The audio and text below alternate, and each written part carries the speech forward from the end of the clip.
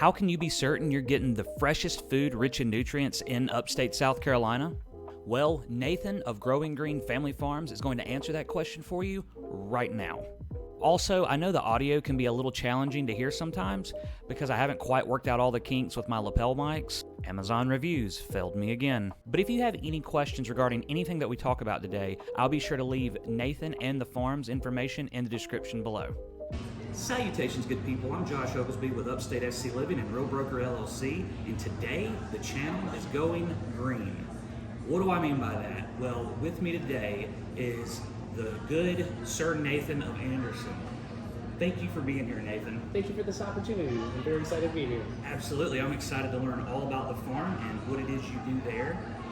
Nathan, what is your role at the farm, at Growing Green Family Farms? That is correct. So my role there is I am the founder and co-owner with my brother-in-law, Chris Oslin. So right now, my primary role is marketing, but then also a lot of the ins and outs of the operations, day-to-day management of the systems, making sure the harvest crews know what to do, and just also the interpersonal connection with people in the community, such as yourself here today.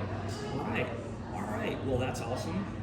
So what does day-to-day look like for you? What does it look like with your role on the farms and making sure everything is buttoned up? Sure.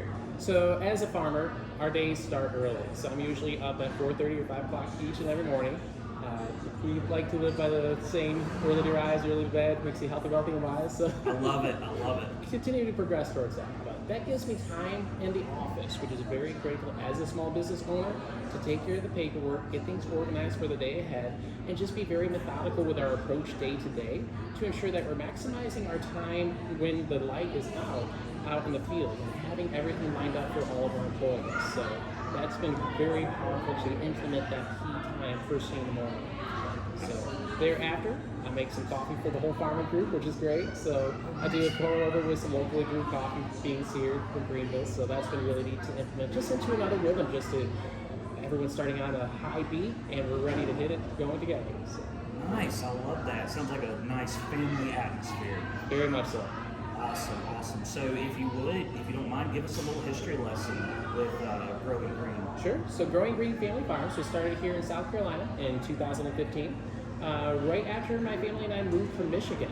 So I grew up and was raised in West Michigan along the coast of Lake Michigan, and the cold weather was the nail in the coffin per se that drove us to the south here. So we did farming up there as well for about 5 years. So I have all in all going on, let's see, that would be 13 years of growing experience with Growing Green. So, okay. Which has been great. So, but with the pivot here, we wanted it to be family oriented. One of the things that helped us progress here is my grandparents were snowbirds, and we wanted to find a place that was suitable with the environment where they didn't have to travel as much. And Greenville, South Carolina met all of our criteria. Up and coming city, great local food scene, people who are passionate not only about local agriculture, but the local community. And then also the rich history around here. It's just been so amazing to immerse ourselves into it and just really grasp and dig into it further, whether it's from the Revolutionary era or earlier than that, but especially the agricultural history is really interesting here in the Upstate. Wow, so you wouldn't think that a move like that history would play such a role in the decision making. Exactly. That's really cool. So what can Growing Green Farms do for the public? What services do you guys offer? Because you mentioned it briefly to me about a delivery process. So if you would expand on that a little bit. Certainly. So one of our mission and visions of the business is to provide healthy, sustainably grown produce to the people in the upstate region. So part of this is the accessibility, because we have many food deserts in the region, which essentially a food desert is an area of which there's no good source of local food or a grocery store within a 20-mile radius. So you think of places like Walhalla and 6 Mile, there's no good restaurant hub up there. So we're trying to partner with local organizations. Clemson Area Food Exchange has been a pivotal organization, especially in those regions, further to the, that would be the northwest. But here around Greenville, we found another organization that's also been helping us called Market Valley. And essentially they offer a home delivery service of our produce, but then a lot of the other farmers who participate in like the downtown Greenville Farmers Market or the Travelers Rest Farmers Market, enabling people to have access to clean, sustainably raised products consistently year-round, which is hard because our market's here in October. And really in October, our fall crops are just starting to come in. Especially since our farm, Growing Green Family Farms, we grow consistently year-round. So even with tomorrow being a very cold evening, we still have product in the ground, still have crops that are pumping out. It does help that we have some greenhouse facilities that enable us to have better consistency, but that's really where our core is providing easy access to that produce that's been grown in a conscientious manner. Wow. And that was going to be one of my questions is why is it so important, do you think, for just as humans to keep these vital nutrients in our systems? Like, why is it so important that what you provide stays at the forefront of our nutrition? Like, why is it so important for us to get nutrients in a world, or at least a country ran by fast food, seemingly? Why is it so important for us to keep those key fresh nutrients in us? The heart of it is, it's easy to go to a pill to try to fix an issue, but the problem is our bodies do not metabolize that nutrition. We need to get it from fresh sources, and as a human race, historically that's been from agricultural produced methods. So the challenging thing with the commercially produced products is it's coming from Argentina or California, and the vast majority of it. So it's usually about 7 days to 14 days before it gets to our grocery store shelves, a couple of days before it's stocked. And a lot of the nutrition is gone already. So that's where we try to step in. All of our product is harvested usually within 24 hours of being delivered to wherever the end source is, which maximizes that nutrition. This is vital for our bodies because, for instance, whenever you cut a lettuce head, let's say, those nutrients start to seep out as soon as it is cut off from the roots. So that lettuce head from the store might only have 20 to 30% of the actual nutritional value. So, and the problem is it's harder for our bodies to access the nutrients that are in there. Whereas if you have a fresh product, especially that's conscientiously grown at our farm, we don't use any pesticides or herbicides, it enables all those nutrients to be readily accessible to our bodies. And this helps our gut flora, helps metabolize our body's ability to access all the different nutrients. And with how we grow it, with our organic compost from different on-farm site, but then also off-farm, it enables us to get a much wider range of nutritional value as well. So one salad, rather than just being known for your vitamin A, maybe some potassium, all of a sudden you're getting all these micronutrients, beta-carotene, anti-carcinogens, and it's incredible just to see what type of doors that opens up. More full spectrum versus what little bit's left over after it makes the travel across the country or from another country. Exactly. Okay, that's incredible.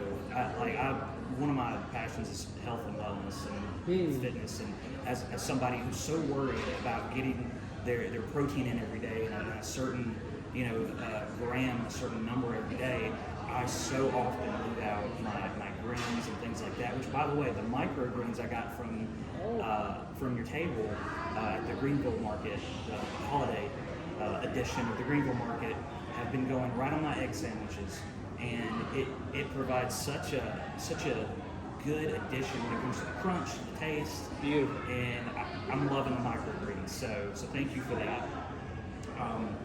But you mentioned gut flora. It's so important for us to keep good gut health, because a lot of people, it's becoming a little more known that our guts are second brain, and with inflammation of the gut, we're experiencing a ton of mental illness from inflammation of the gut. So keeping these micronutrients and nutrients in us, such as what you guys provide with the farm, is so vital, folks. So it's awesome to know that there is a local source from somebody local. So that's incredible. So what drives you from day to day? What makes you so passionate about providing this service? I think a big part of it is just knowing that I'm where I need to be to make a difference in the world day by day. And what's incredible when you have that type of mindset is when you interact with people and share that passion, they come to life. and then they start to flourish where they're at. And that's really what my personal mission is yes, it's great to be successful where I'm at, but to try to help others succeed as well. Whether it's a chef, individual at the market, that's where the power is. So being able to wake up every day in the morning and know that, hey, I'm right where I need to be. I have a calling, this is where I'm supposed to be, and it enables you to wake up feeling refreshed and ready to go. You don't have to worry about trying to motivate yourself because the motivation is already there. So that has just been such a powerful blessing, especially since early in the business phase, I was working 80 to 90 hours a week, which is a long week, but that motivation kept driving it forward. And even today, I don't mind working an extra 10, 15 hours here and there because it is my passion. It is what was ingrained in me. So. Wow. Well, your energy puts off that this is where you want to be, and I think we could all take a page out of Nathan's book when it comes to being where you need to be, where you want to be, what gives you that passion, that energy, that vigor for life. So it's truly inspiring. And you said speaking of helping others, you had just left, was it a restaurant? That is correct. Okay. So, Chef Dan Williams, I worked with him at Lynn Fryer when he was at Rocket Surgery, which was a restaurant that used to be located in Travelers Rest. Rocket Surgery? That is correct. I love it. Isn't that spectacular? I love it. They ended up closing down when they were part of the, I don't know if you've been to, what's a pizza company? Up at Travelers Rest as well. But another company that was part of the restaurant series ended up closing it and opening up a donut shop, which is really cool as well there in Travelers Rest. But he ended up going to North Carolina, had a couple of other jobs, but finally settled where his passion is, which is Horseshoe Farms. It's a retired farm that they have a restaurant on site and just trying to create a farm-to-table experience. So I got to meet with him today, which was really neat. He introduced me to his whole staff. They're actually having a farm-featured dinner in January. It looks like we're settling on January 20th, where people in the community can come and experience just a really nice dinner where the chef introduces all the locally produced goods. We'll have a lot of our produce there that he's going to prepare for each of the attendees. So it's just neat to see and find people like that who has that passion as well for local agriculture and the nutrition and the story behind it and be able to present it so well. Wow, and that's just right at Greenville's back door, side door, front door, whatever you want to call it. It's just right here. So that's incredible. And we can provide more information on that. Just reach out if you'd like more information about that, and we'll get it to you. So, Nathan, how can folks find you? How can they receive your services? Literally from farm to door, to table, how can they find this information out? And whatever you say, we'll put in the description and make it easier for them. Our website is a great landing source and a resource. We try to keep up with a blog, we have different recipes there, but all of our products that we have growing, we have on a website there as well. It's GROWINGGREENFAMILYFARM.com. Otherwise, you can also find us on Instagram and Facebook as well, where we try to do little snippets of what is it like to be a farmer. So little video segments, stories of what's going on throughout the day, just trying to present, hey, this is what it is to be a farmer, especially since we become so disconnected with agriculture. Right. So, well, I think folks really appreciate that transparency in a world where you don't know where it's coming from, you don't know where it's been, how many days it's been on a truck, but that transparency grows the trust. Exactly. You know where it's coming from. It is powerful for us having those platforms because we have unique growing practices. Absolutely no pesticides, herbicides. We don't have a tractor, so we don't till the ground. Okay. Which is fairly unconventional in terms of modern agricultural techniques. But those platforms enable us to be like, hey, this is how we manage our pests, for instance, without using a spray. And it's fascinating just to be able to provide that background information, which adds layers to that trust that people are instilling in us. Especially since when we're a producer of something that someone eats, that's a big piece of trust that you're giving to someone. So we try to be a good steward of that by doing well with the stewardship that we're showing, not only the land, but then also the produce that we're harvesting. Well, thank you for keeping the Upstate healthy, and at least attempting to. You can lead a horse to water and all that good stuff. Yep. But for the folks who take advantage of your products and your services, I know they would have to say thank you. And just keeping the restaurants healthy also. Yeah. That's such important work.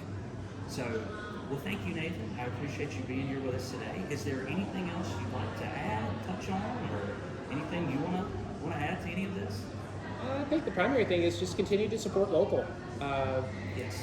Whether it's Josh here with his efforts, and we appreciate all of your efforts in trying to promote the local scene here, especially this time here today. But like the restaurants, the shops, every small business, there's a story behind that, and it can be so easy and convenient to go to Amazon or an online site, but the more you can keep it local, the more impact your dollars, your monetary investment is having on the local community. Which in turn improves your quality of life as a local. Exactly. Wonderful. Well, with that being said, like, subscribe, do all those good things. I'm going to have Nathan's contact information and the farm's information in the description and links and all that good stuff to where I'm not going to make it hard for you to find Nathan and what he does and how Growing Green Family Farms can help you. With that being said, I've been Josh Oglesby with Upstate SC Living and Real Broker LLC, reminding you, do enjoy yourselves.